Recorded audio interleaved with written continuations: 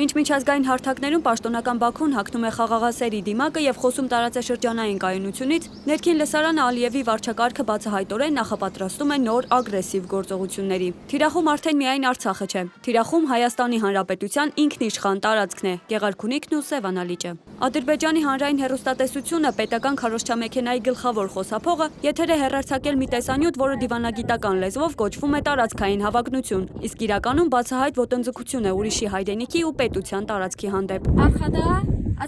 Իմ հետևում Ադրբեջանի հին եւ պատմական հողերն են, Գյոյչա լիճը, իսկ շուրջը Գյոյչա գավառը։ Տարածքը մառախլապատ է, հստակ տեսնել չենք կարողանում։ Սակայն այն վայրից, որտեղ ես կանգնած եմ, մինչև Գյոյչա լիճ հեռավորությունը մոտավորապես 20 կիլոմետր է։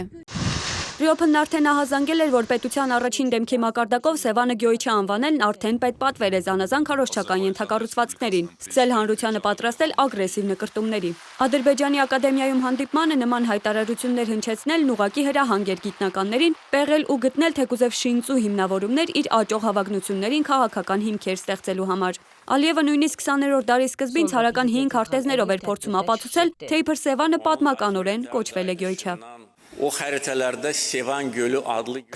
դարի սկզբի հին ռուսական կայսերական քարտեզները հստակ ցույց են տալիս, որ տարածքում գրեթե բոլոր տեղանունները, այսօրվա Հայաստանի բոլոր շրջանները ադրբեջանական ծագում ունեն։ Սևանալիճ չկա, կա Գյոյչա։ Ադրբեջանագետ Անժելա Էլիբեկովան նշում է, որ որևէ անսպասելի բան չկա։ Սա պարզապես Ադրբեջանի վաղուց հաստատված ռազմավարության հերթական քայլն է։ Արցախի փոխարեն սկզբից Լեռնային Ղարաբաղ անվանումը, հետո էլ ավելի կրճատեցին ուղղակի Ղարաբաղ անվանումով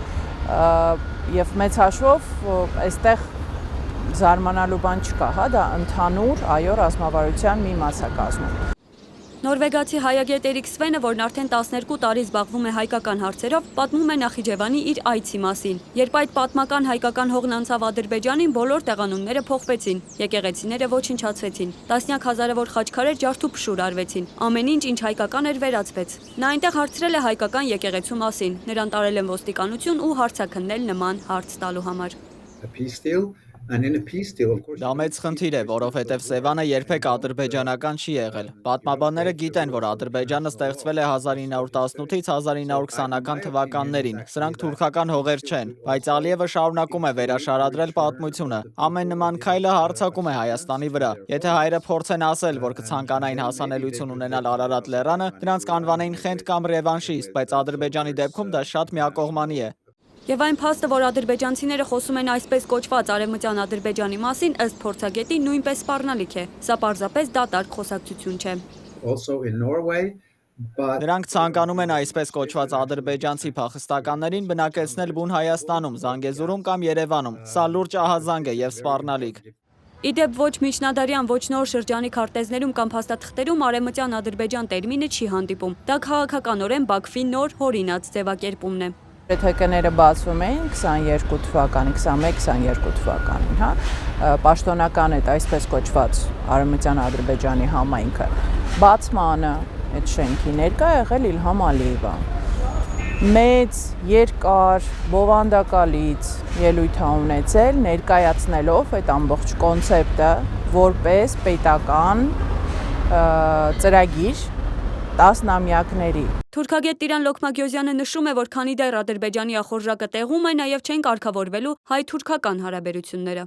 Քանի դեռ մյուս կողմը պատրաստ չէ, քանի դեռ մյուս կողմն այլ ծրագրեր ունի, այսինքն Հայաստանը ոչնչացնելու կամ էլ մի փոքր բան թողնելու, որ իրենք իրենց հյութի մեջ եփվեն, քանի դեռ այդպես են մտածում, Թուրքիան սահմանը չի բացի, առանց խեղդելու չի բացի։